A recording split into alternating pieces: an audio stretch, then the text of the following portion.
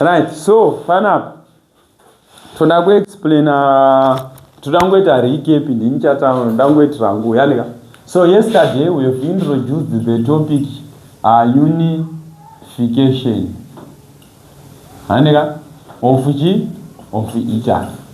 So we have said that pana daumbotaura 2 minutes ane zvanoziva adaumbotaura takati chi ndinozopinda bobatawo maiki right takati chi unification just zvaukuziva a brief takati Italy yange yadivided into 3 groups. Kwakune Northern Italy, Central Italy, and Southern Italy. And then these groups are divided by provinces. And then Baba Sumgavanoji 3. Kwakuna Cavour, Mazzini, and then Kwakuna Garibaldi.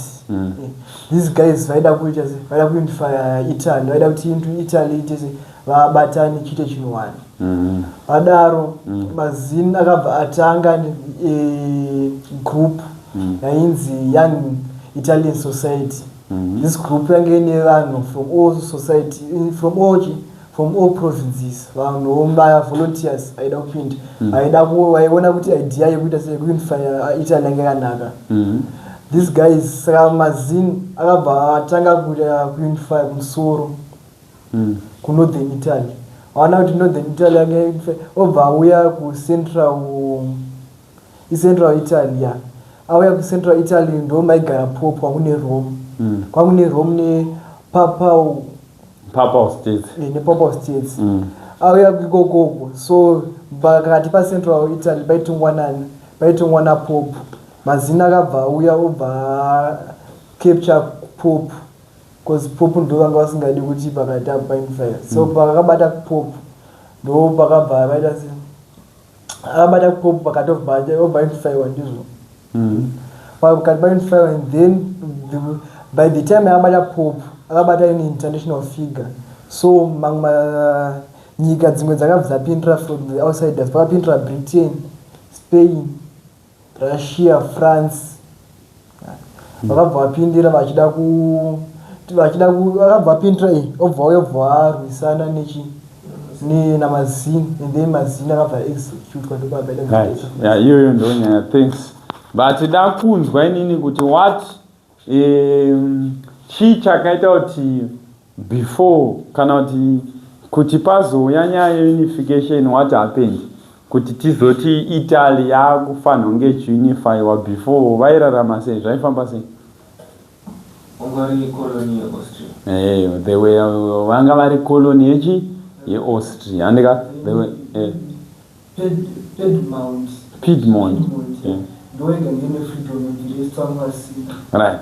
Saka ndo panga pane nyaya. So to take you in a recap or to takati susu, the unification of Italy, it is a topic whereby we focus or we entitle ourselves or we keep hands on knowing that we want to study how Italy get unified.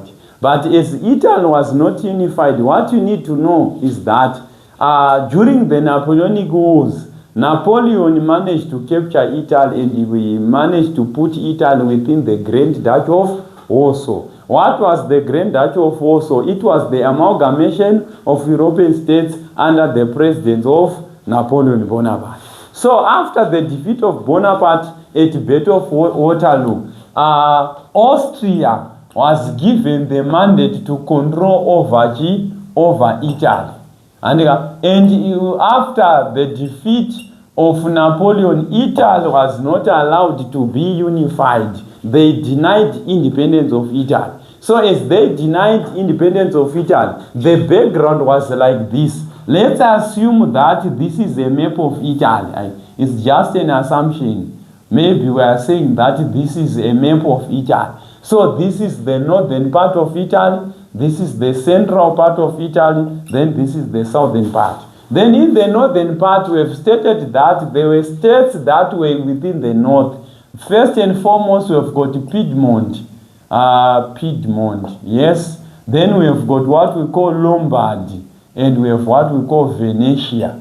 These were states that were accumulating at the north, and each and every state was doing its own political, social and economic policies on its own. Hapana state yaishanda ichishanda nevamwe. Then in the central Italy, there were what we call the papal states such as Tuscany, what and whatsoever, including Rome was part of these central states. And these states, it was the royal residence of the Pope Ndiaitonga. Then within the southern Italy, we've got two major states, that is Chinechia, Naples, and Cilicia. Are we together? Or Cilici. So these are how Italy operated. It was like, for example, Trimunum Zimbabwe, we've got 10 good provinces. 10 good provinces zemunum. Each province nenge chitaka upenyu kayo. Isiri nyika. Harare irikuita zvayo, Bulawayo irikuita zvayo, Chakati chikuita zvayo. Then at the same time kana mchida kutobva kuno kwa Harare mchenda kwa Kati, munenge mchifana unge mchibhadhara maduties. Because nenge ichakuita from one country to the other. This way. So as this was part of the issues that were happening in Italy. In Italy, there came a man by the name Mazzini.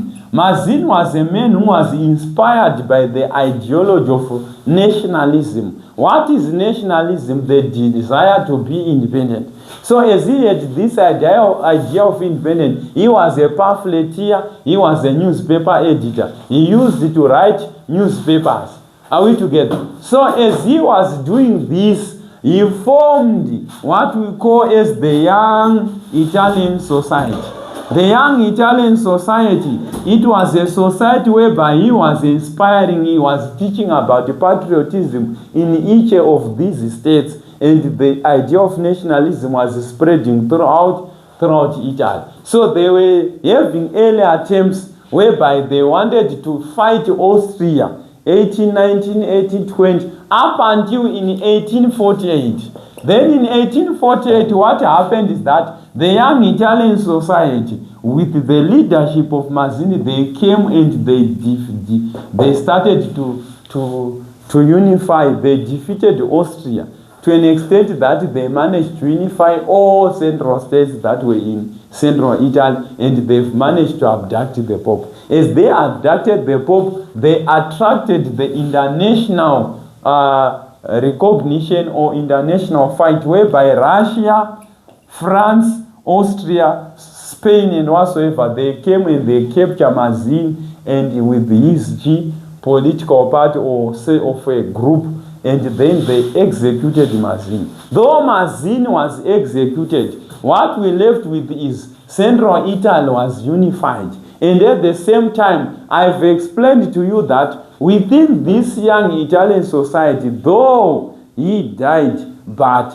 the legacy in which he taught his followers yakaramba iripo, to an extent yekuti takapedzesera panapa tine two great men who rose up until Italy unifier yese. We've got the guy by the name Cavour and the guy by the name Garibaldi. These guys vakasara and they started to lead the unification process. So today toda kustada kuti who was Cavour and what was his implications, and nezvipi zvinhu zvaakaita paakasara achifambira mberi nebasa. Saka this was just a recap of what we have introduced yesterday concerning the unification of Italy. Right.